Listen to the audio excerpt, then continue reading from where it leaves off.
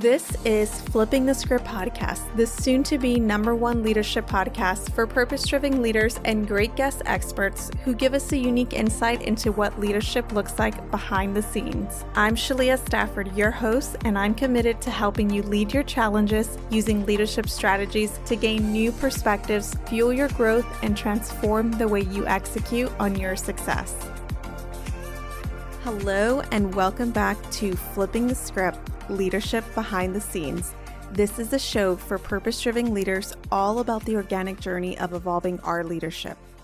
Have you ever wondered what goes on in the journey of someone's life before they gain the courage to flip the script, not just in their life, but to go on and change the game for an entire industry in sales and marketing? Well, these are just two of the topics you'll find us discussing in today's episode as we highlight a leader worth following. Sangram is the co-founder and chief evangelist of Terminus, a leader in account-based marketing, and has raised over $20 million in funding. Prior to co-funding Terminus, Sangram ran marketing at Pardot through the acquisition of ExactTarget, which was then acquired by Salesforce for $2.5 billion. He wrote the very first book on account-based marketing, and he's an international speaker and host of the top 50 business podcast called FlipMyFunnel. Sangram has been recognized as one of the top 21 B2B influencers in the world by DMN Network and 40 Under 40 by DM News.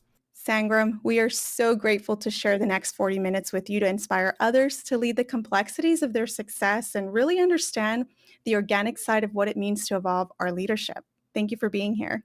Thank you so much for having me and the background, and just excited to hear even your story and your journey prior to this is fascinating. So I'm honored to be on the show.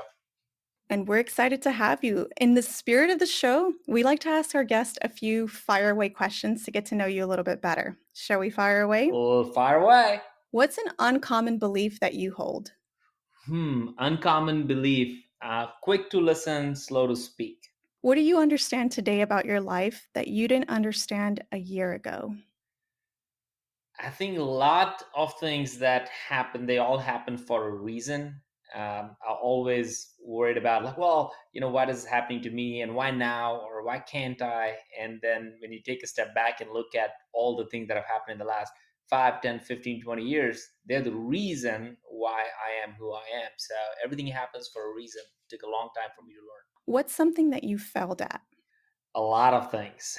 A lot of things. I failed at the very first startup we did before starting Terminus. I failed several times as a father.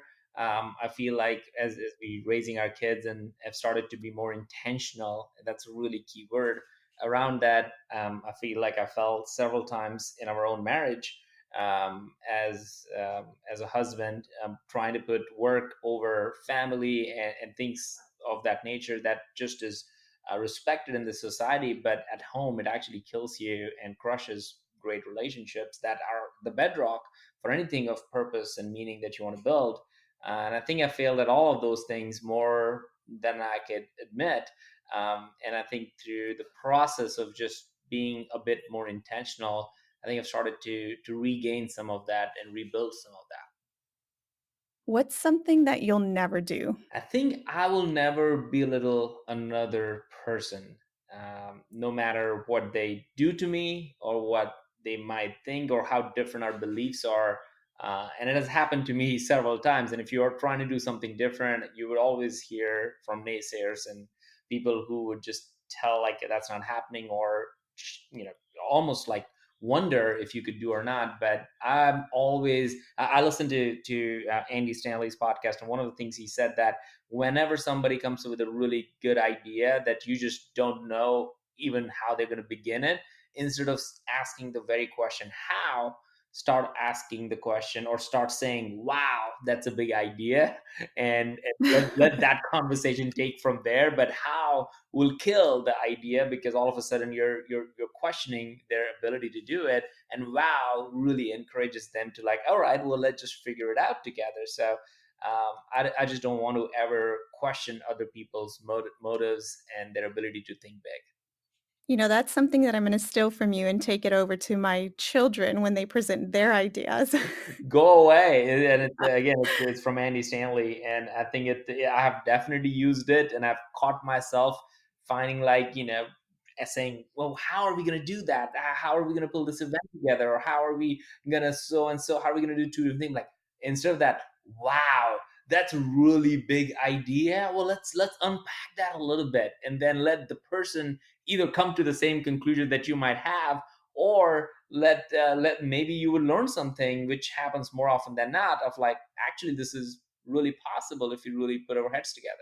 Such a powerful statement there. What is something that you're curious about right now? I'm curious about just how self-aware I am, and I hear about self-awareness a lot lately, and I think I go through stages of self-awareness, and I just never know if I'm fully self-aware of myself, Yeah. of all the things. And so I'm curious about that. So I literally, in my notebooks, every notebook I would ever I ever write in, the first two pages are some of my ideas, my beliefs, my affirmations, and I have this big area dedicated to this one question I've written every day as I open the notebook, that literally says, am I self-aware today? And I'm just trying to take a moment to like, all right, how am I feeling?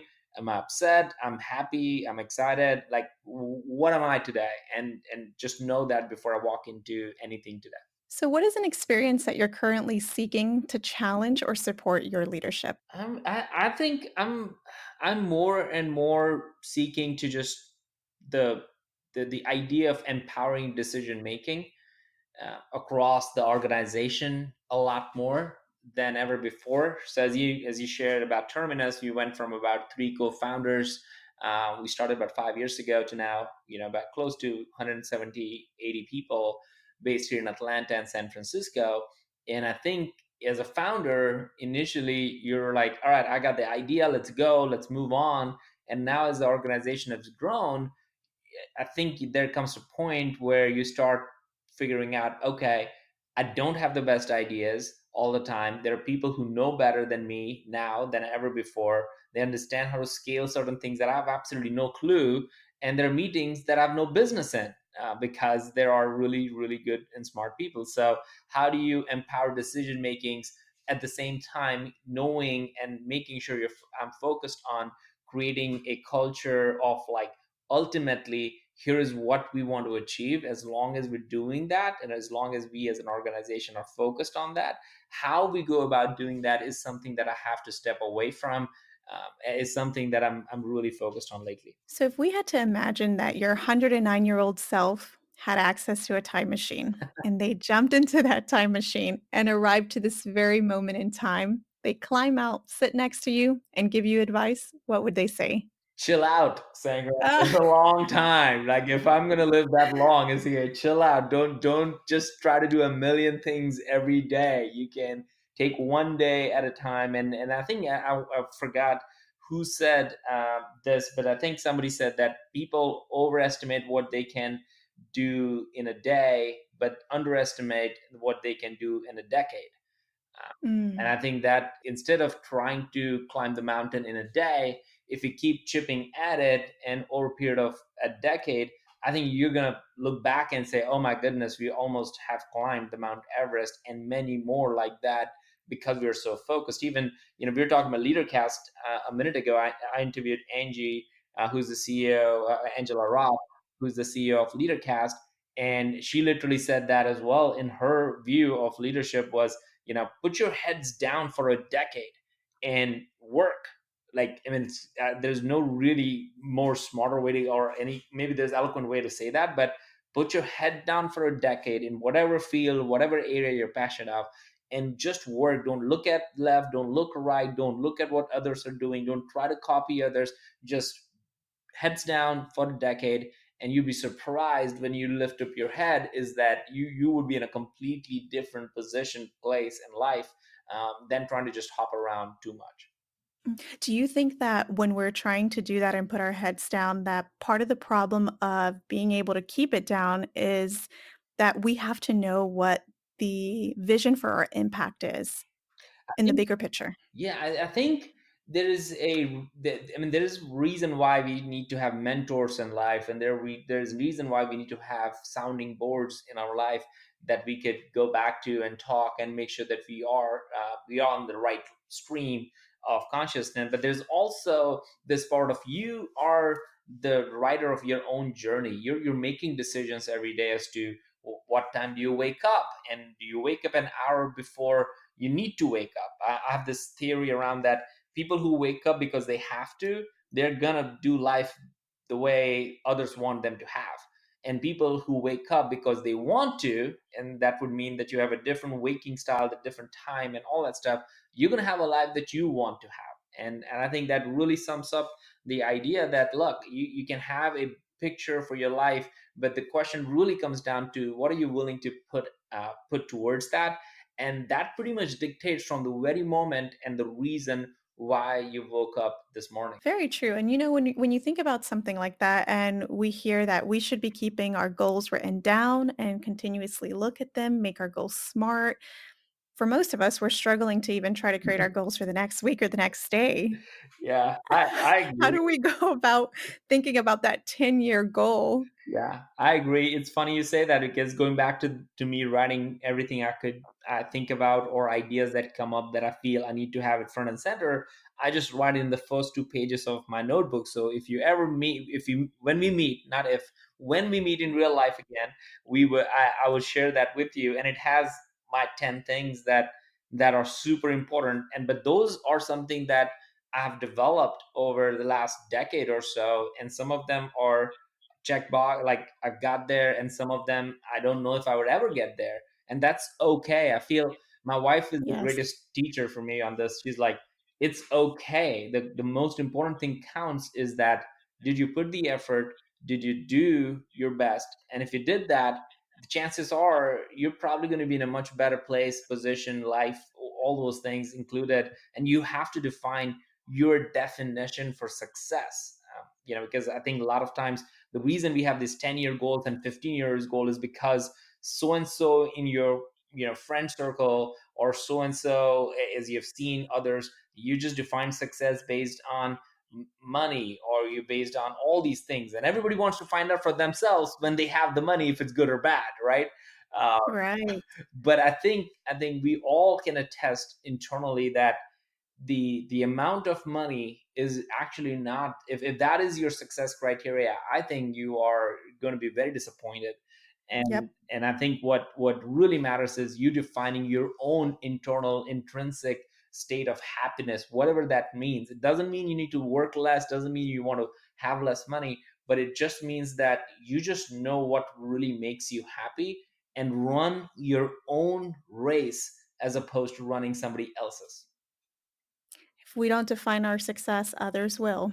Others will, they will. In a marketing world that I am mostly in, another way to say that, what you just shared is, if you don't position yourself, your competitors will position you, and you wouldn't want to be in that place. So it's exactly true. So, on that note, before we dive into your journey as a leader, would you mind giving everyone a backgrounder on why one of your goals is to positively impact the lives of 1 billion people and help them think bigger by starting small and also going faster? All right, so that one really comes from a really embarrassing story, which I've wrote the story of this story. All right, at some point I had this goal, and if there was a way to look at LinkedIn, a few years back, you would see it. My headline didn't say that. My headline said, "I want to be a CEO of $1 billion company." And that was purely an egoistic, self-obsessed, over the top one, what how I define success. That was me straight up. And I realized in the last 5 years or so, since I've changed that to what you see now, is that that was not at all helping me do anything other than one day say something like, I literally go back to the point, like, what is somebody going to say when I die? Mm, Nobody's going to say, "Oh, Sangram was amazing author," or somewhere Sangram was or amazing, CEO or a founder of a company. I hope nobody says that, because that means they have nothing to say for me. And instead, I think we all want people to say that, man, he really cared. He really helped me. when nobody was watching. He actually was there when nobody was there, or he was someone who actually influenced my life. For that reason, really what I started to think about is that what we really want or crave in our life is impact. Even though we Yes. want, and we sometimes we define impact by this idea of being a CEO, or impact by having so and so amount of money, or having such and such title. But if you really think about, impact doesn't come from that. There, I can show you and know of, being just a founder, I just know hundreds of CEOs now and founders now who actually feel helpless and guilty and lonely and in depression, and they are CEOs of multi-million dollar companies. And that's so to me, it just started to shift in that really what I want to do is have impact.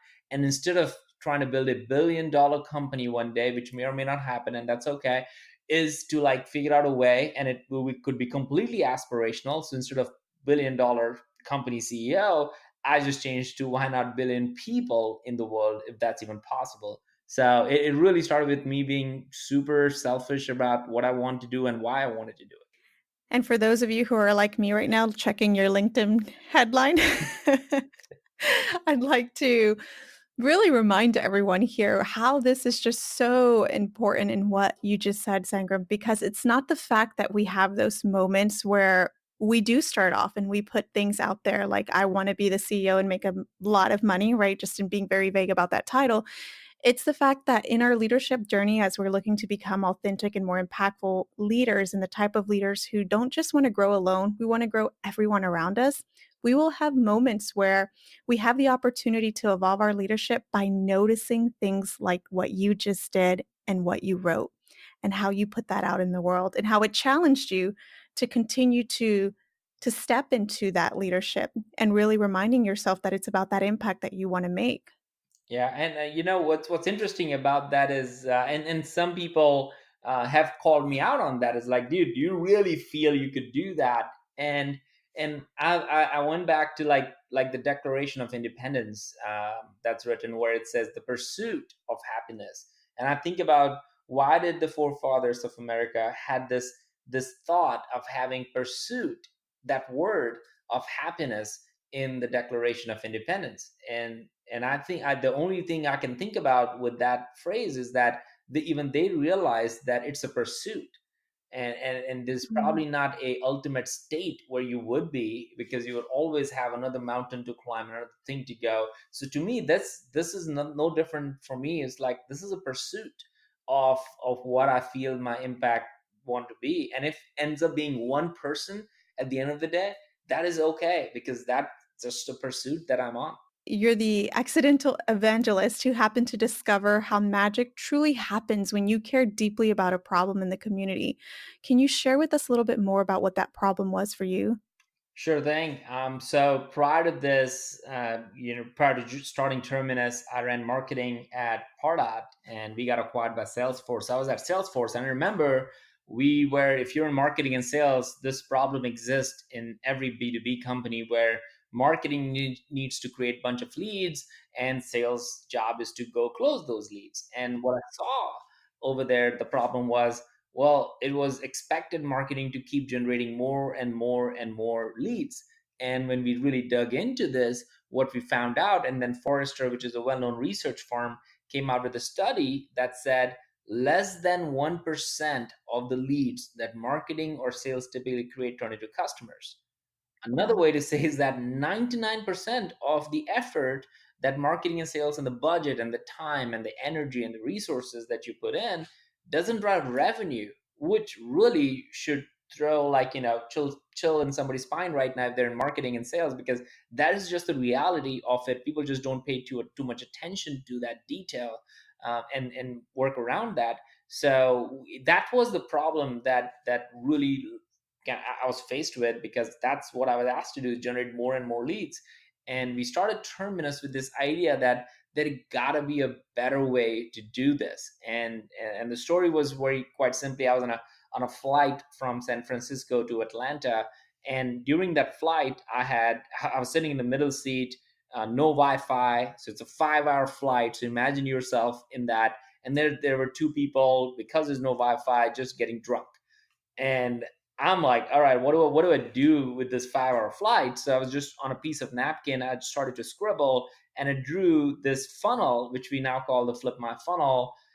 And it was just a flipped version of how traditional marketing and sales work. And I ended up writing a blog that turned into a community and podcast, and now we have 100,000 subscribers to it. And all of that started with this very simple problem that seemed to be in the way marketing and sales function for decades in the past, and nobody somehow felt like that needed to be or felt that needed to be shifted, but didn't have really words to put on it. And I happened to be at the right place at the right time to flip it and promote a new way of doing it, which helped us launch the company in a big way. But that's the problem that we focused on. And I'm a big proponent of, you ever hear me speak, or do any podcast or events or whatever, I would never talk about our own product as a company to pitch. I'm like, there are people in the company who can pitch our product better. My job as an accidental evangelist is that I just want to talk about the problem that we have, find people who have similar problem, create a safe place to communicate, and that's why the LinkedIn community and podcast and all that stuff is, and then find ways to solve that problem that is beyond just a product. And if you need a product, we happen to have the product that solves part of the problem, but lot of the problem is with process and strategy and not just technology. And I want to acknowledge that up front. So in many ways, I ended up becoming the evangelist for the problem and this category that's now created called account-based marketing, which now has, last I checked, over 100,000 jobs as an industry. So for me, that's an impact that's worth than whatever the valuation of our company ever would be, because there are lives that have kind of addressed. People have changed their jobs. People now have titles called account-based marketer. And that, to me, as an evangelist of the problem, makes me feel really happy about. That's so amazing. And, I can, as I think about your story and what it took for you to get to where you are, I know that the journey that you traveled from being a first time co founder with no established leg on your business and just three co founders to a team of over 200 people who were able to create a movement and position your organization to reach new heights is nothing short of an easy feat. And I'm sure it challenged you in so many ways that some of us can't even imagine yet. But as you once mentioned, that one of your favorite top podcasts is the Story Brand, and I love them. Mhm. And I agree that our leadership starts with our stories before our career. For you, what was your story? Well, I mean, a lot of that story was, because it's a software platform for marketers. I think I had to become the story myself as a someone who have had the pain, and that's one of the reasons why I became the spokesperson, if you will, not Yeah, for the company but the problem, because I'm a marketer and it's a marketing problem. And I tell this all the time: if you ask me to go sell a car or a toothbrush, or I'll be horrible at it, or any other medical software, I'll be horrible at it, because right. I don't have any, I don't, if I'm not passionate about it, I won't be great at it. And one of the things I recommend people is that find the problem that your heart is broken for because of it. Your Yes. job, you sometimes feel in your heart that that needs to be addressed. And instead of just talking at a kitchen table, just go and do something, or at least start putting stuff around it and start seeing if people would connect with that. And to me, this is a problem that being in marketing for a decade allowed me to really clearly see that this is not something that I'm just coming up. This is something that I face in three companies straight up now, Yeah. even the most iconic company, Salesforce. So this had to be addressed in some way, shape, or form. And if nobody's doing it, I'm just going to give it a shot. And to me, that is the part of my personal story of, just as a marketer, that connected with the community, because I could go and empathetically say that, hey, look, I know exactly where you are, because that's exactly where I am most of the time, or I was most of the time. But let's go together, find a problem. On a personal side, I think the story around the fact that I was at Salesforce. My wife wasn't working at that time. We just had our second kid, Kiara, our daughter, and she was 4 weeks. And I come home one night, and after meeting my other two co-founders, and say, I'm gonna go do this thing. And I remember she's like, well, what are you going to do this thing? And when are you going to do this thing? And how are you going to do this thing? And how much money do you have? And the answer to all those questions with a big smile on my face was, I have no idea. And she was at the end of the first week, she's like, I recognize that if you don't do this, you'll regret. And I'm like, you're absolutely right. If I don't do this, I'm really going to regret. And I need your support and help at this point. And she's like, all right, here's what I'm going to do. I'm gonna go find a real job so we can keep our life. And as we just had our kid, and she literally found a job in 2 weeks. So within 6 weeks of us having Kiara, our second baby, she was working, and our daughter was in a daycare. Like, so that's like, I mean, to me, everything I do is right is for my wife right now to give back to what she has given me in some small way. And then she said this something to me that I would never forget, and that really lit fire underneath me. And you need a partner like that in your life. She said, all right, I'm gonna go get a job. You go do this thing. I'm fine, you moving on from Salesforce. I'm fine with, you don't know these two people, but you're going to start a company with them. I'm fine, you don't have money and you're not going to make any money, but you're going to figure, I'm fine with all of that. But here's the thing, you have 1 year. And if within 1 year, if this thing does not have legs, you're going to go find a real job. And that's Hmm. it. And to me, that, when she said that, and that pause that she had after that, was like thunderstorms everywhere. It was game on. Game on, right? So to me, that was like the driving force for a whole bunch of things we did in the first year, which included writing a book, doing 4 conferences, which is not typically, any startup company doesn't do it. But because nobody knew about ABM at that time, we just went city to city, to San Francisco, to Austin, to Atlanta, to Seattle, to Chicago, and we did this mini conferences, just spreading the gospel of ABM, and just getting people engaged, so that later on, when we do a big conference and when we do launch something, we just have a ton of people following the movement as we go. But if it wasn't for her commitment and courage that she, and the trust that she had in me, and giving me more specifically a timeline, I think a lot of what I'm talking about would be just vaporware. Throughout your career, especially for many of us, when we start out in the working force at, let's say, 18, and we're starting off in college and we're completing that, the beginning season of that time frame in life is about proving our skill set, getting a promotion, and perhaps increasing our pay. I know I've heard from some of your videos that I've watched that you're known for having a 30, 60, 90, 120, all the way up to 1,460-day plan. When you first started out in your career and before you reached this big defining moment, was this part of your vision? Did you know what you wanted to do? And was that part of your strategy? It's so funny. That video was what you're referring to is my farewell video from one of yeah, when I was at Internet. That was so funny.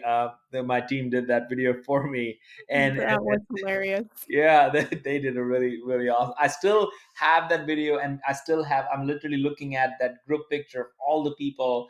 They together gave me a photo frame of them with a QR code that I can scan that and watch that video. So it's, Oh, wow. Look at that. yeah, they were a marketing team for sure.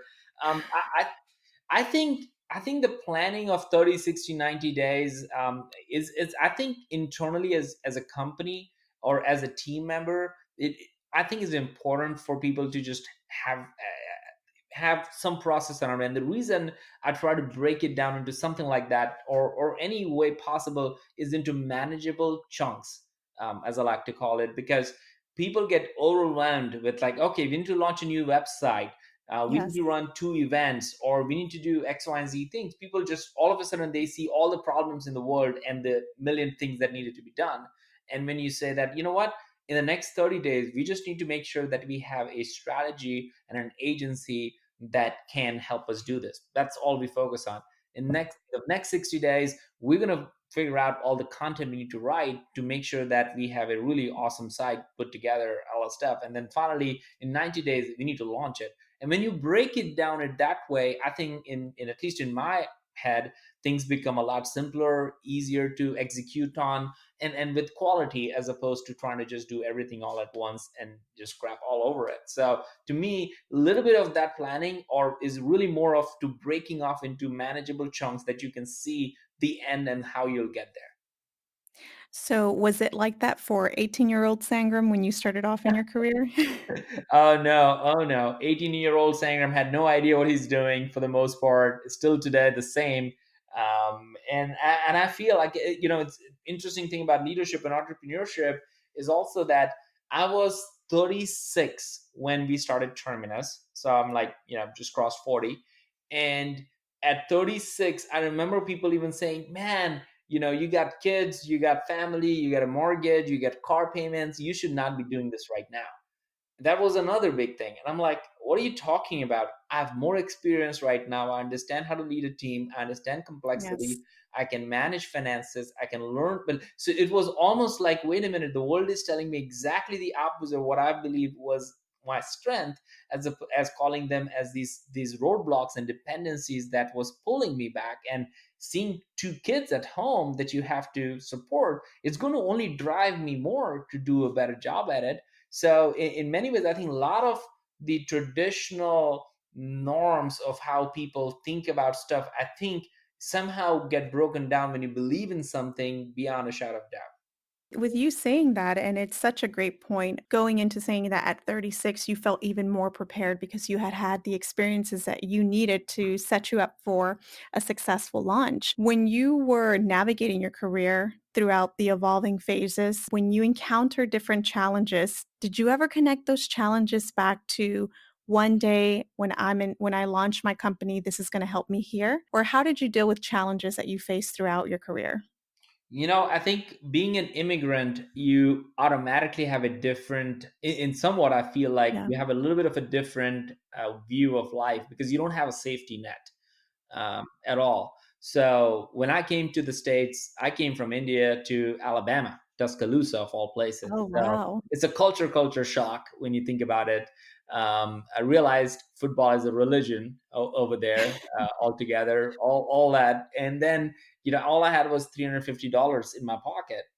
And that's it. And I remember my brother and my parents saying, all right, you go find a job and you go figure out how you're going to pay the fees. And they just took a loan for the first, like $5,000 for the first semester. That's what I needed at that time. And I had to pay them back or the bank back, because there's no way we could afford the interest that they would have. So to me, at that time, I remember going to this critical languages department, which apparently every university has. And if you bring three people in that class to teach a course, they will essentially pay for your tuition. So I literally found in Tuscaloosa, Alabama, kid you not, like couples in which one person had an Indian background or from an Indian descent, Asian descent, and one American. I said, you all need to learn each other's languages. So I'm going to teach you the language Hindi of India, and we're going to do a class on it. And I found four people to do it, and that's how we paid my tuition fees for the first 2 years in Alabama.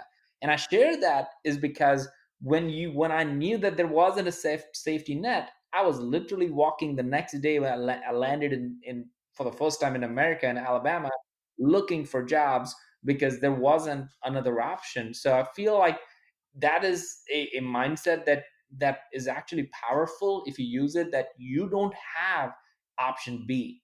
This is it. Right. You need to put whatever it takes to do it and give it all.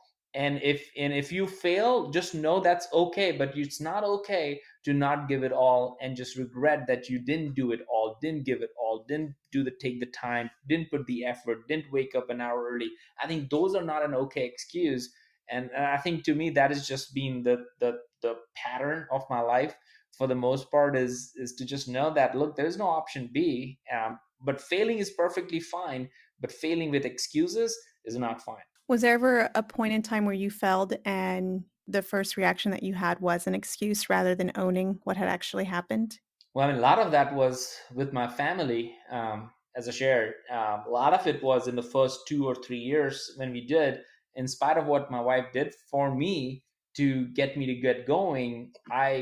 immediately forgot that. I think I had a short-term memory lapse of all the things that she's going through, because and she's still working and I'm still working, and we haven't seen a payday, if you will. We Right. will at some point, but that's as far beyond what we want anymore. Like we're just happy that we get to do what we're doing. But I lost a sense of intentionality with my wife, and the kid. I just would pass the buck. Oh, I'm running this company. I'm spending time there. I need to do more. I need to travel more. I need to do all these things. And in all of that, although as much of that was true, it was also a lie, because there was a better way to manage my day. There was a better way to focus on things that are important, and there was better way to work harder without just losing everything in your home, and just going to every single dinner and every single morning breakfast and every single, like, you I didn't have to do that, but I did. So in many ways I failed many a times miserably, and honestly I feel like in the last 2 years is really when I feel like I came back into my norm. So, as an example, the biggest thing I did was originally almost all functions reported into me at Terminus. And as we grew, I essentially, and as I traveled a lot more and I was writing another book, all the things that led to the growth of the business, I essentially went from having so many direct reports and so much all these things to literally having zero direct reports, because I was like, I can't do both. So that has allowed me to still travel and do the work that needs to be done. And let's say I'm traveling Tuesday to Thursday, Monday and Friday, I'm working from home. I'm picking up the kids. I'm there at 3:30 when they're coming from school. And those moments just became more important for me than actually having a title and the leader of every single function and every single department. And those are all choices that I think we all have to make at some point. I feel privileged to be able to make that as a choice, but and it took me a year to truly accept that I'm letting go of things, not giving up, because there's a different connotation with the mindset that you have of like letting go of these responsibilities, because I am that allows me to feel honestly as I've been in charge, and it's better this way than to be in a position where I had to choose. And I don't want to choose. I want to be able to be effective. And this is now allowing me to be effective at work, be focused when I'm there, and effective at home, as in when I'm able to balance it. And it's now a gauge that I use all the time. But I've failed and continue to fail, but I've failed more at home than at work. And that is one of my unfortunate legacies of bringing up my family right now. But you know what? What you just described is the true, authentic version of what leadership looks like. It's not always, it's a spectrum, right? Sometimes we're doing better than other times, but it's our ability to catch ourselves when we know that we are drifting away from the things that we really value. And we're able to make a change based on new information that we gain, or just knowing where we want to be rooted in and the impact that we want to create. But it's not that we necessarily do the things that go against our values and our impact. Is that we have the capability of learning how to make that shift, that change, because transformation, it's a process. It's not an event. And being who you are today, it took a lot of these moments having to happen and you being tested under new pressure, right? Like you hadn't experienced launching this stage of a business. And now that you did, it tested your leadership, which is the perfect playground. Any type of new challenge tests our leadership, and it gave you the opportunity to make a shift. Whether it took, the time frame that you wanted, or a little bit longer or faster, nonetheless, it brought you to who your authentic leadership is in today's moment.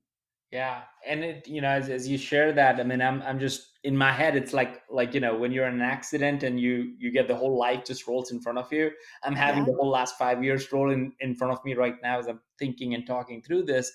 I think it's a very emotional roller coaster of good, bad, ugly, lonely, labeled, not fair, over fair, supportive, uncaring, empathetic. Like I've been in place in times where I felt literally the opposite feeling from two different people in the company, based on a decision that I made, because one felt it was unfair, and the other person felt like it was overly fair to somebody else. And I have to realize that my job is not to make everybody happy. My job is to make the right decisions for the people and the business. And I'm never gonna make everybody happy, and that's okay. But my number one job is to explain the point and the reason I'm doing what I'm doing, and be okay later on to be wrong in my own decision. But if I don't make the decision, I've seen that, and I've done that in the early days where I took too long to make a decision. And I felt like that was even worse because of all the different things and politics and people and craziness gets involved in it. But if you make the decision, chances are that you can reverse it. And it could be reporting structures, it could be people thing. But if you don't make the decision, and if you just linger it and let it linger and let it fester, good people are going to figure that out and leave, which is not what you want. And people are going to start looking at you as like, all right, does he even know what he's doing? And you don't want to create an environment where people feel like we are paralyzed by making decisions. Absolutely. And it increases your wisdom and your resiliency. No doubt. You have mentioned that when you're launching a company, you need different things for different stages. And sometimes we just have to find ways to get out of our own way. I believe that leadership is a lot like that too. Depending upon where we are in our season of life, we are going to need different things depending upon the new challenges that we have to lead. Success is the after effect that comes. It's more in how we lead our challenges and knowing the tools and the strategies that we need to stay in purpose and be impactful and evolving our authenticity. So what's next for you? Right now, we just obviously published my second book on marketing. So I'm in the throes of that. The community is growing. I'll be speaking at LeaderCast next year. So I'm really excited about that, which I haven't really spent too much time thinking about, which I should, because it's a pretty big stage. So I'm going to be ready for that. And really, honestly, with Krish being 9, Kiara being 5, and the fact that I'm able to have this relationship and time. I just want to really, I never thought I would say this, but I just want to cruise for a little bit. I just want to put a really good effort every single day, but then at the end of the day, be able to shut down my laptop and be present. And that is really what my goal is for as long as I can actually keep doing that. That's the goal for all of us in life. It's to be able to experience the joy and the everyday moments that we have with the people we serve in our family. Absolutely. Sangram, thank you so much for sharing your expertise with our leaders. It's clear to see why you're a leader worth following. And as we wrap up the show, how would you challenge our listeners to evolve their leadership based on any of the stages that they could be in with their leadership journey? I would say define your own success definition. Like what does that truly mean? And really take the time, write it down, talk to your mom, talk to your dad, because they're probably the one who might be able to share, or talk to your friends who you think and you admire or mentor. Not because they have money or anything, just and look at it. What is it really important to you? But define what success means to you, because until you define what success means to you, I think it's really hard for you to figure out what to do to achieve that, to get there. And a lot of times we go in different routes that are not going to make you really happy. So define what success means to you, what the ultimate success definition is for you. And it's okay if it takes, like, in my case, it took me almost like 36 years to figure out what it means, right? So it's okay to take time. Don't rush yourself, but define that, and because that figuring that part out will help you figure out the journey you want to take. I love that. And to our listeners, the ball is in your court. I challenge you to take action and continue the difficult conversations around leading the complexities of our success, and reach out to Sangram to learn more about account-based marketing with Terminus. You are listening to Flipping the Script, Leadership Behind the Scenes. Thank you, Sangram. Thank you so much, Adia. Excited. If you found even the smallest nugget of wisdom in this episode, share it with a friend and your friend will thank you. Let's continue the conversation with like-minded leaders and join us on Facebook at Go Flip the Script. Until next time, I challenge you to incorporate what you learned today to evolve your leadership impact.